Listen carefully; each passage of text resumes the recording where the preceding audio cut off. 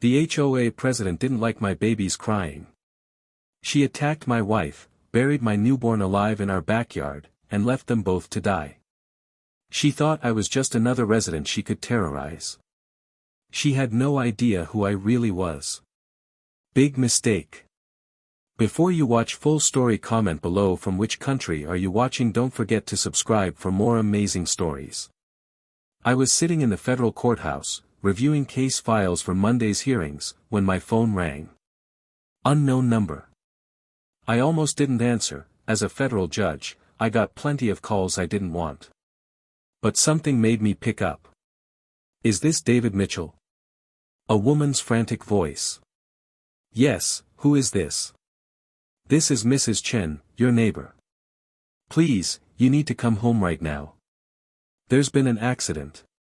Your wife and baby, the ambulance just left.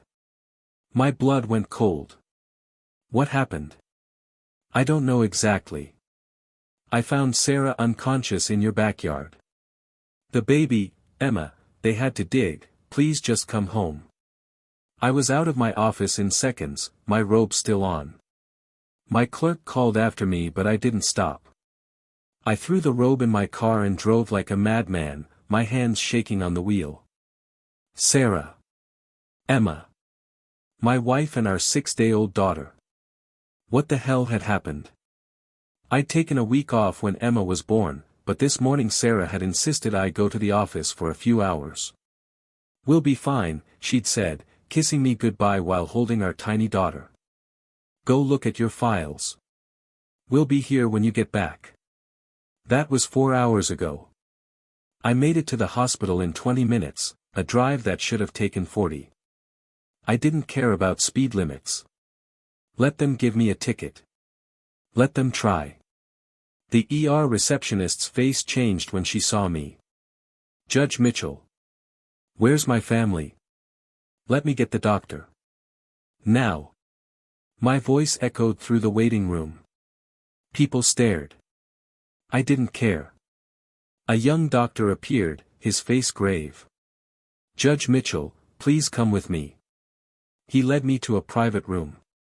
My heart was pounding so hard I could barely breathe. Your wife is in critical condition. Severe head trauma, dehydration, exposure. She was unconscious for several hours in the sun. We're doing everything we can. And Emma, my daughter? His jaw tightened. She's in the NICU. Judge Mitchell, the circumstances, they're disturbing. Your daughter was found buried in your backyard. In a wooden box. Underground. The room spun. What? I'm sorry. I know how this sounds. The police are investigating. Detective Rodriguez is waiting to speak with you. Buried them. My 6-day-old daughter, buried alive. Take me to them. Now. He led me through the corridors. Through the NICU window, I saw Emma in an incubator, tubes and wires everywhere. My tiny girl, bruises on her perfect skin, dirt still visible on her. I pressed my hand against the glass, my knees buckling. A nurse caught my arm. She's a fighter, Judge Mitchell. We're doing everything we can. Detective Rodriguez appeared beside me. Judge Mitchell, I need to speak with you. We have video evidence of what happened. We went to a consultation room. She pulled up footage on her tablet. Your neighbor, Mrs. Chen, has security cameras. They captured this. The video showed my front yard. Sarah walked out with Emma, checking the mail. She looked so happy, so peaceful. Then Patricia Brennan appeared. Our HOA president, the woman who'd been harassing us for months about every tiny rule violation. I watched as Patricia grabbed Sarah's arm. As Sarah tried to protect Emma. As Patricia shoved my wife so hard she fell and hit her head on the rocks. I watched Patricia rip my daughter from Sarah's arms. I watched her walk away with Emma while my wife lay unconscious and bleeding. Keep watching, Rodriguez said quietly. The timestamp showed Patricia was gone for 43 minutes. When she returned, she no longer had Emma. She checked Sarah's pulse, then calmly walked back to her house. Where did she take Emma? My voice was deadly calm. We found a wooden box buried in the far corner of your backyard. 4 feet deep. Your daughter was inside. She'd been there for over 4 hours. 4 hours. My baby girl. Underground. Alone, terrified. Something snapped inside me. The judge in me, calm, rational, measured, vanished. What remained was a father whose child had been buried alive. Where is Patricia Brennan right now? We arrested her 3 hours ago. She's in custody. What is she saying? Rodriguez's expression hardened. She's claiming your daughter's crying was disturbing her quality of life. That she was teaching you a lesson about respecting community standards. She says she planned to dig Emma up after a few hours once you'd learned your lesson. My hands clenched into fists. She planned this. The box was constructed beforehand.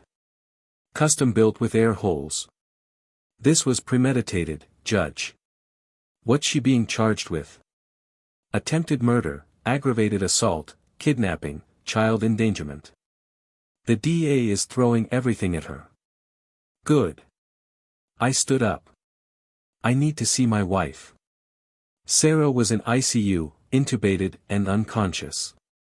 I sat beside her bed, holding her hand, my mind racing. Patricia Brennan had no idea who I was. To her, I was just another resident of Meadowbrook Estates. Another person to control and intimidate with her HOA authority. She didn't know I was Judge David Mitchell of the Federal District Court. She didn't know I'd spent 15 years on the bench. She didn't know I had connections throughout the legal system. She didn't know every prosecutor, every defense attorney, every judge in this state knew my name. She'd messed with the wrong family. I spent the next 72 hours at the hospital. Sarah remained critical but stable. Emma was fighting infections and pneumonia. The doctors were cautiously optimistic, but every hour felt like a lifetime. On the second day, the DA came to see me. Robert Chen, no relation to Mrs. Chen, was one of the best prosecutors in the state.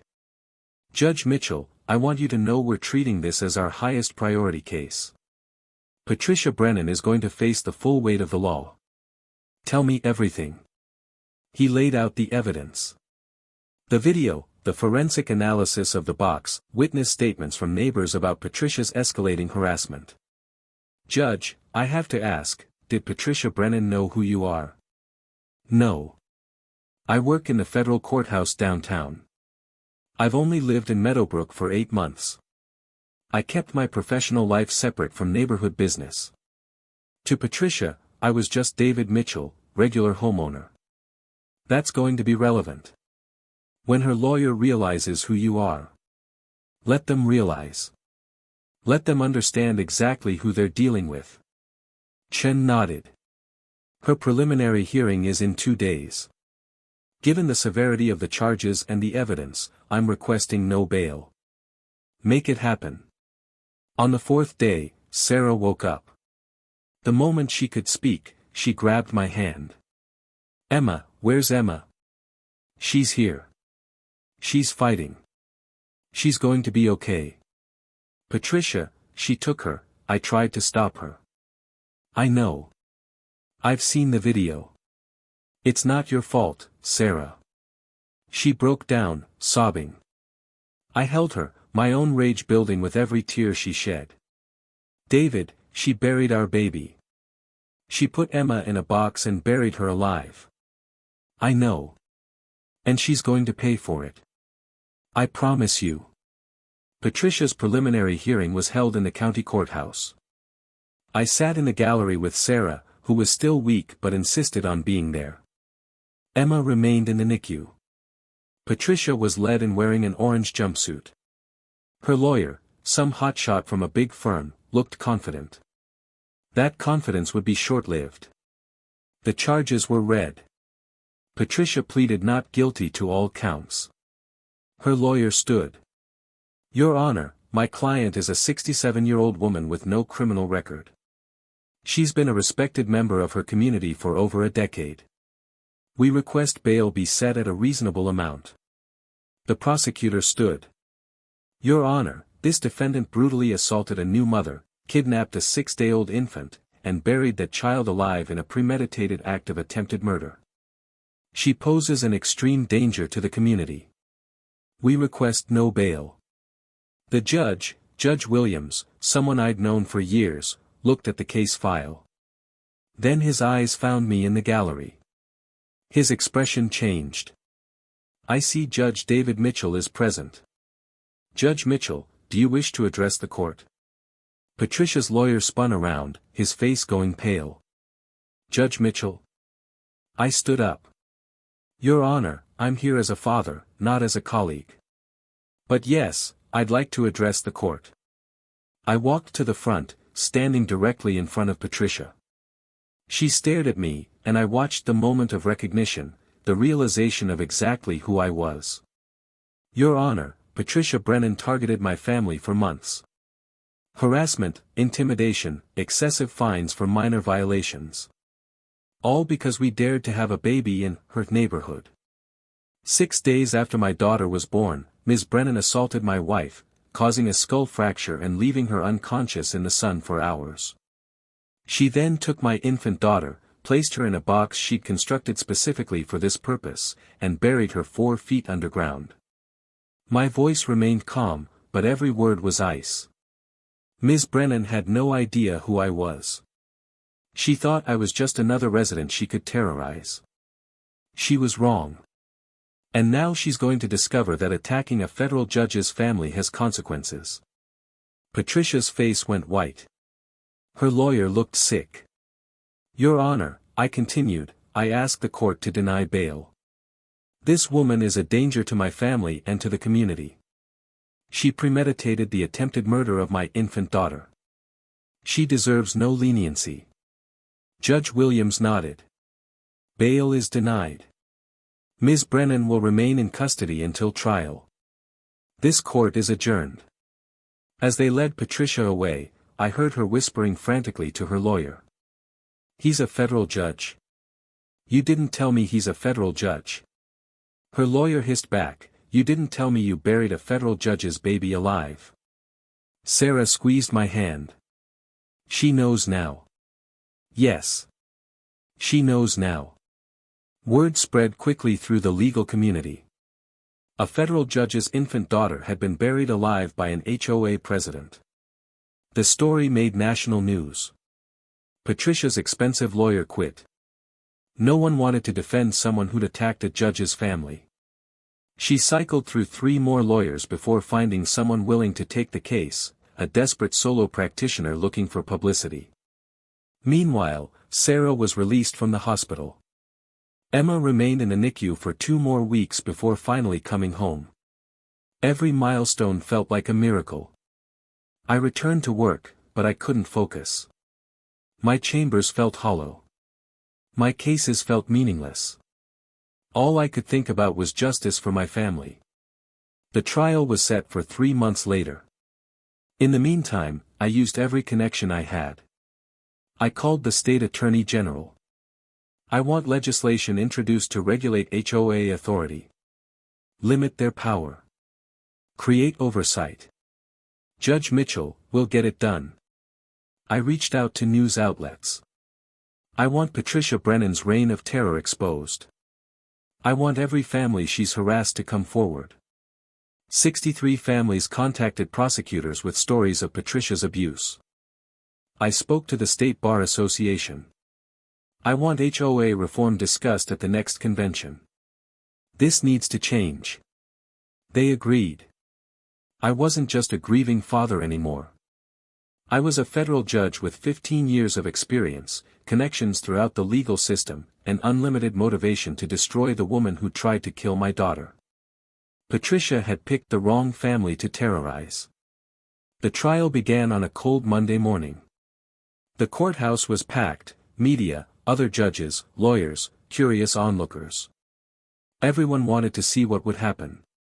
Patricia sat at the defense table looking small and defeated. Her budget lawyer looked overwhelmed.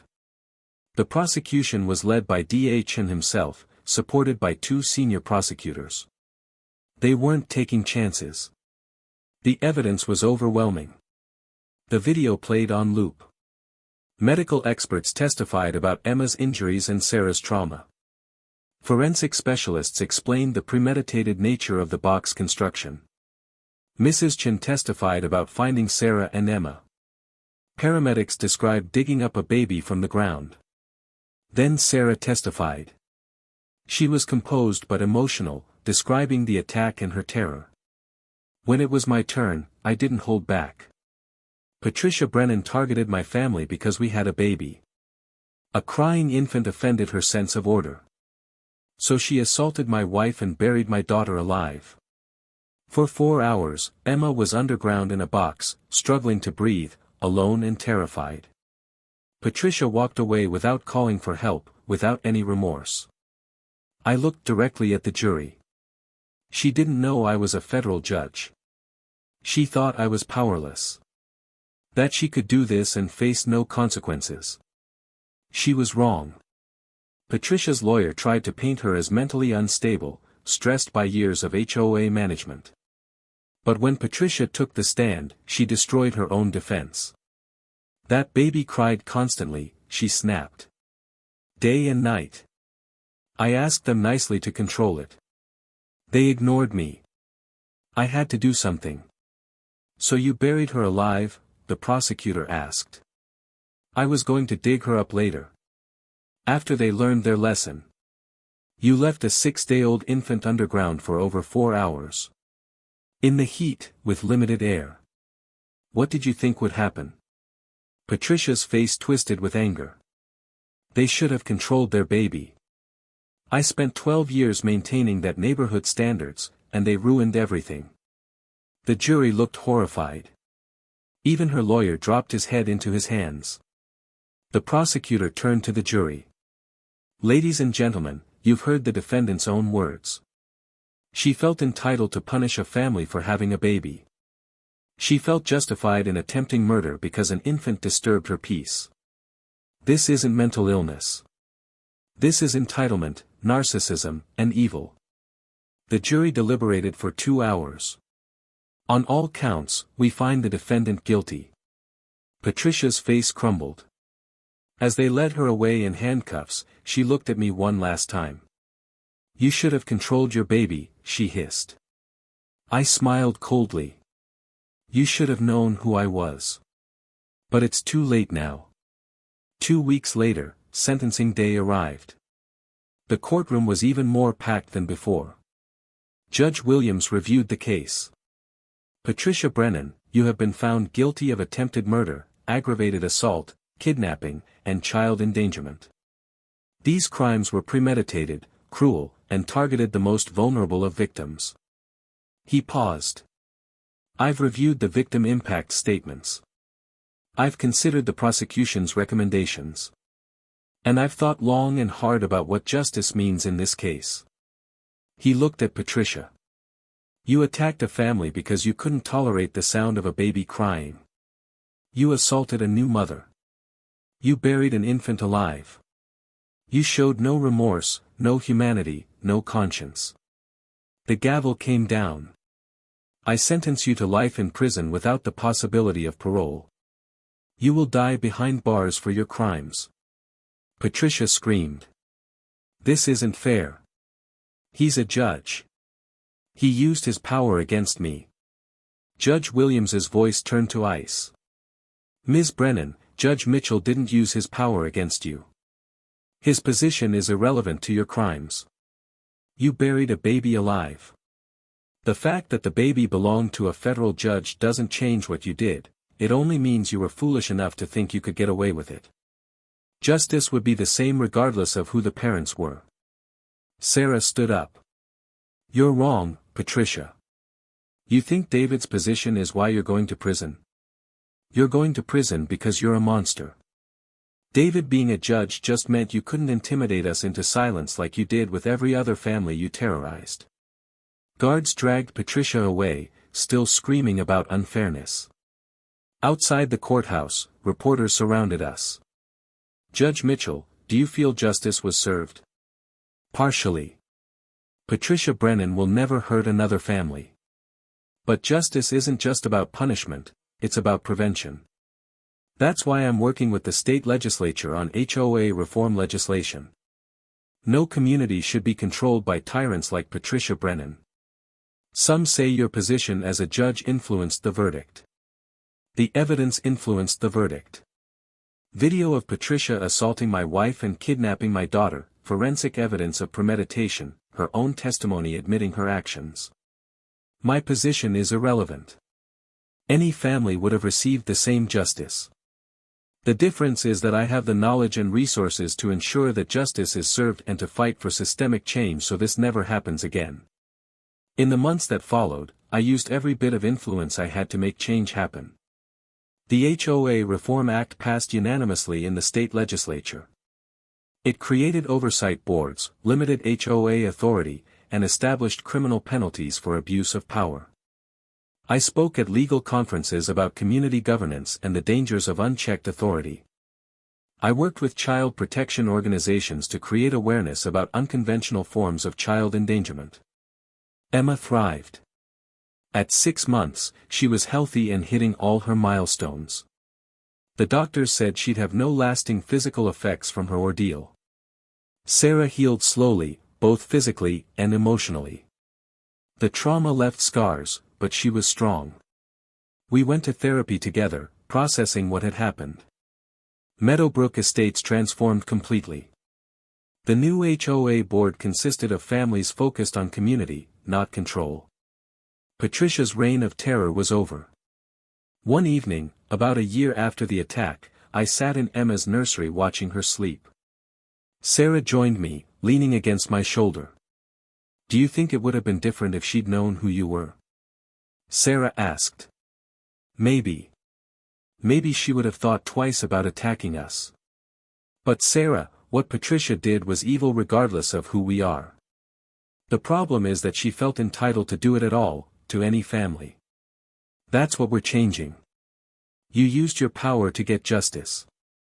I used my knowledge of the system and my connections to make sure Patricia couldn't escape consequences.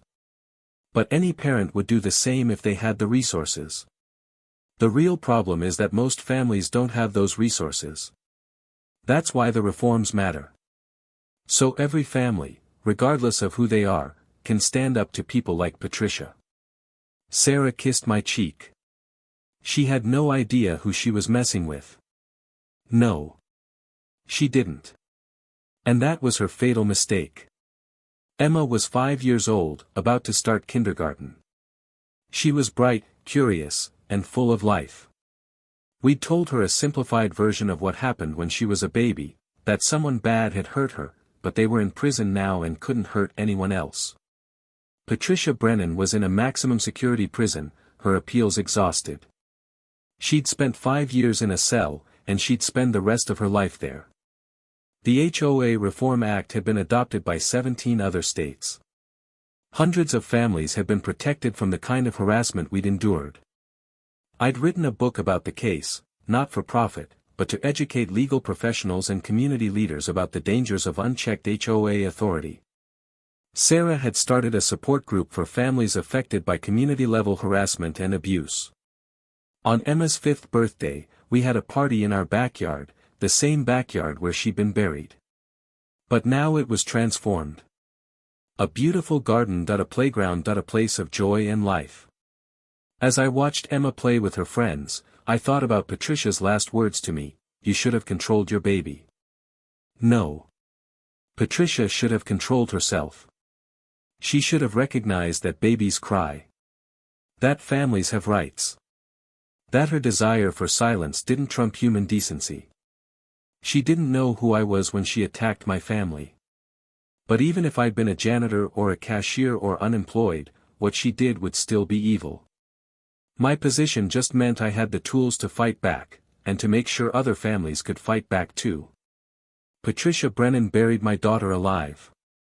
She thought she was teaching us a lesson. Instead, she learned one: you can't terrorize people without consequences. And when you attack a federal judge's family, those consequences are swift, certain, and permanent. Emma squealed with delight as Sarah caught her in a hug. My wife and daughter, alive, happy, safe. That was the real victory. Not revenge, but survival. Not punishment, but protection. Not power, but justice. Patricia died in prison 3 years later. Heart attack, quick and unceremonious. When I heard the news, I felt nothing. She was already irrelevant, a monster defeated, a cautionary tale, a name people said with disgust. But Patricia's death wasn't the end of our story. It was barely the middle. 2 weeks after Patricia's death, her sister Margaret contacted me. She wanted to meet. Against my better judgment, I agreed, with Sarah present and in a public location. Margaret was nothing like Patricia. Where Patricia had been rigid and cold, Margaret was soft-spoken and kind. She met us at a coffee shop, her eyes red from crying. Judge Mitchell, Mrs. Mitchell, I'm so sorry. I'm so deeply sorry for what my sister did to your family. Sarah's hand tightened on mine. Why are you here, Margaret? Because you deserve to know the truth. Patricia wasn't always like this. When we were young, she was kind. She loved children. She wanted a family of her own. Margaret pulled out an old photograph. A younger Patricia, smiling, holding a baby. That's her daughter, Claire. Patricia got pregnant at 19. The father left. Our parents kicked her out. She raised Claire alone, working 3 jobs. When Claire was 6 months old, Patricia left her with a babysitter to go to work. The babysitter's boyfriend, her voice broke. He shook Claire. The baby died. Sarah gasped. I felt sick. Patricia was destroyed. She blamed herself. She became obsessed with rules, with order, with control. She believed if she could control everything around her, nothing bad would ever happen again. She got her law degree, became successful, but inside she was broken. When she heard your baby crying, something snapped. She saw Claire. She couldn't handle it. That doesn't excuse what she did, I said firmly. No, it doesn't. Nothing excuses it. But I wanted you to know she wasn't always a monster. Life made her one. And I'm sorry she took her pain out on your innocent family. After Margaret left, Sarah and I sat in silence. Does it change anything? She asked. Knowing Patricia had her own tragedy. No. Trauma doesn't justify evil. Plenty of people lose children and don't become monsters. Patricia made choices. She chose cruelty. She chose violence. She chose to hurt our baby. I know. But David, I feel something I didn't expect. Not forgiveness. Never that. But maybe, understanding. She was broken. We're broken too, in different ways. We're healing, Sarah. Patricia never did. That's the difference. That conversation stayed with me for weeks. I thought about cycles of pain, about how hurt people, about the responsibility we all have to heal rather than harm. Emma was 7 when she started asking harder questions. Daddy, why did the bad lady hurt me? We were sitting in her room, me reading her a bedtime story. Sarah joined us, sitting on the other side of Emma's bed. Because she was hurt too, sweetheart. A long time ago, something very sad happened to her. Instead of healing, she let the sadness turn into anger. And she hurt people because of it. Did she go to jail? Yes. For the rest of her life. Is she still there? Sarah and I exchanged glances. We decided to be honest with Emma, age appropriately. She died, Emma. She's gone. She can never hurt anyone again. Emma was quiet for a moment. I'm glad she can't hurt anyone. But I'm sad she died before she could say sorry. My throat tightened. This 7-year-old child, who'd been buried alive as an infant, had more compassion than I did. You're very kind, Emma, Sarah said, tears in her eyes. You and Mommy taught me to be kind. Even to people who aren't kind to us. After Emma fell asleep, Sarah and I held each other in the hallway. Our daughter is better than both of us, she whispered. She is. Maybe that's the point. We survived so she could be better. So she could break the cycle. 3 years after Patricia's death, I was invited to give a lecture at the state law school. The topic, justice, power, and personal stakes, when the system tests its own. The auditorium was packed with law students, professors, and practicing attorneys. I stood at the podium, looking at all those young, eager faces. 10 years ago, my 6-day-old daughter was buried alive by my HOA president. My wife was assaulted and left unconscious in the sun. As a father, I wanted revenge.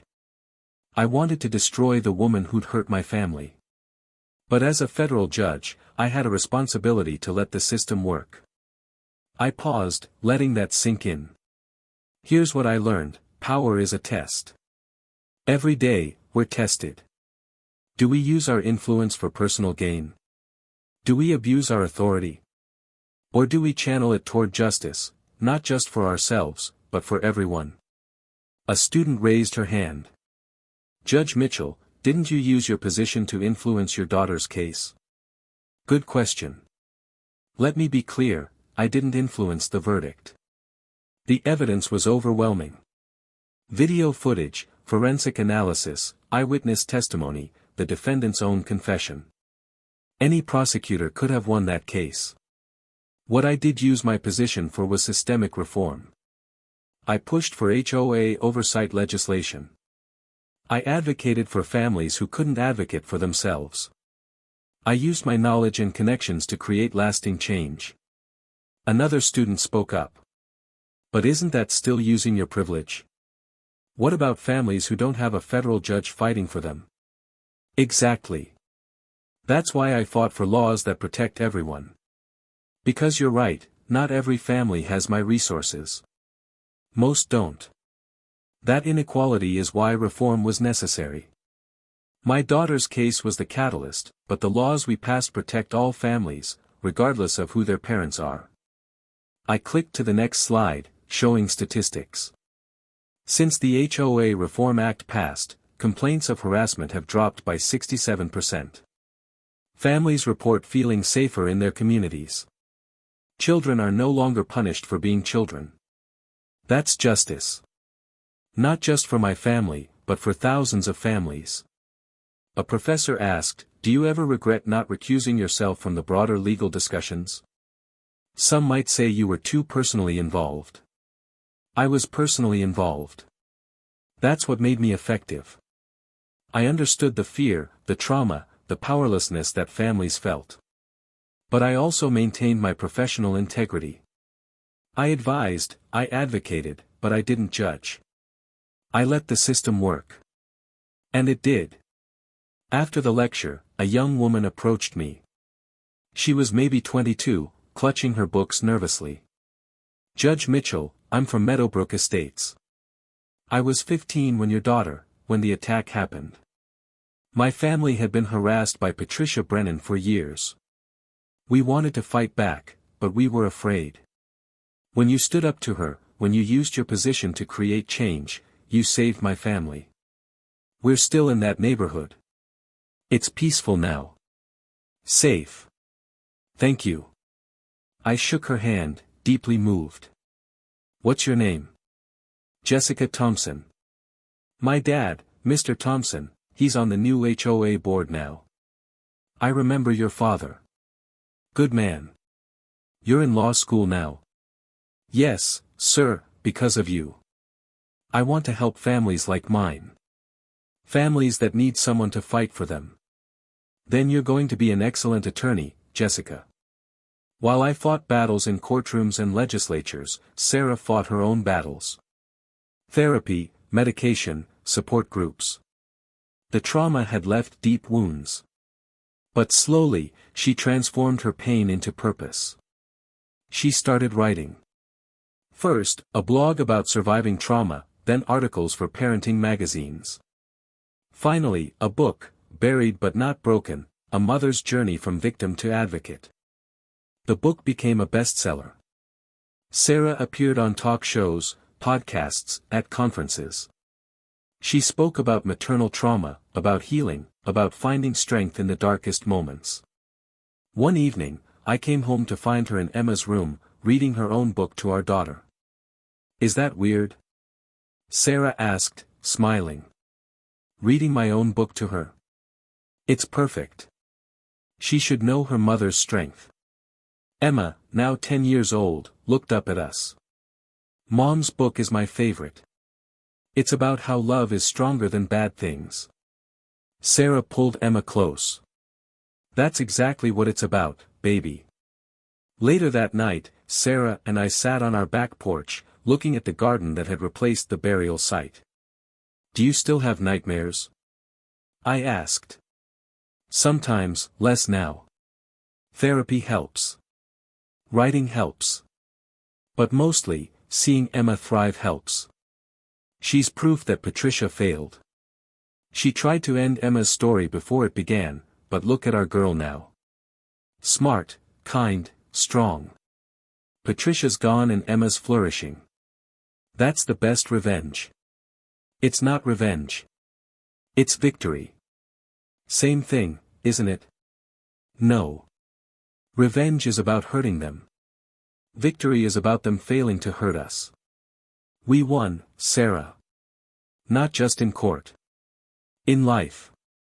We built a beautiful family despite everything Patricia tried to do." Sarah leaned her head on my shoulder. "I never thanked you properly.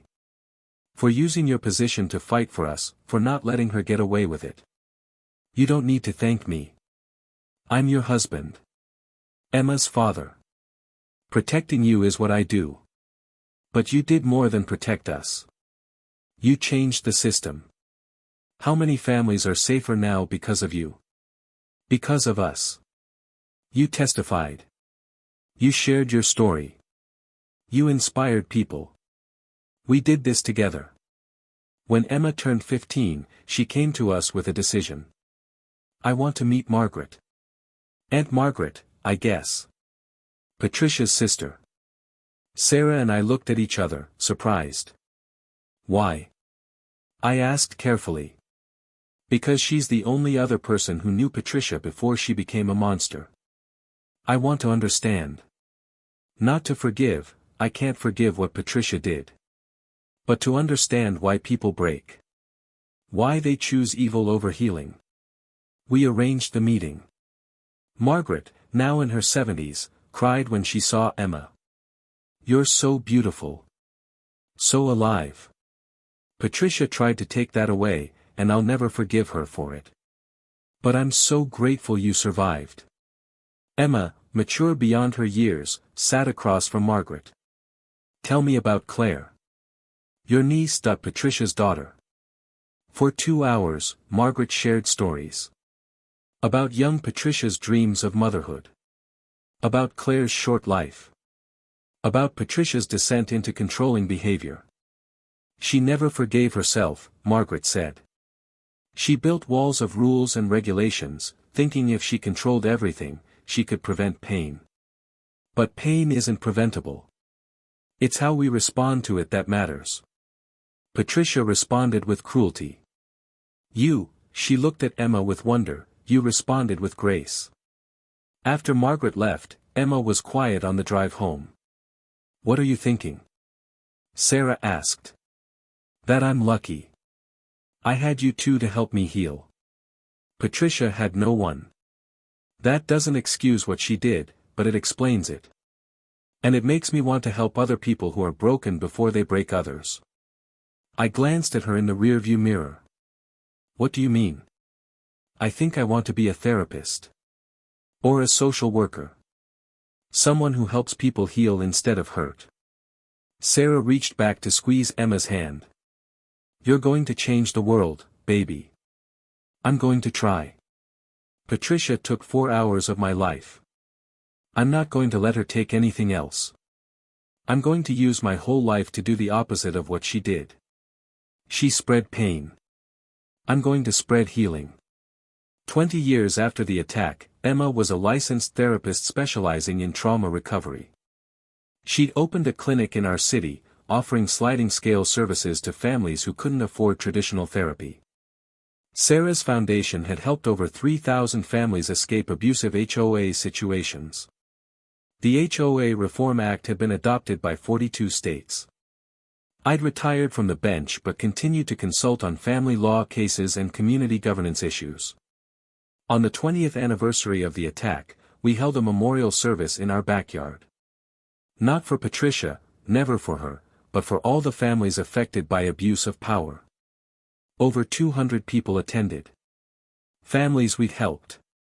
Neighbors from Meadowbrook Estates, legal professionals, survivors.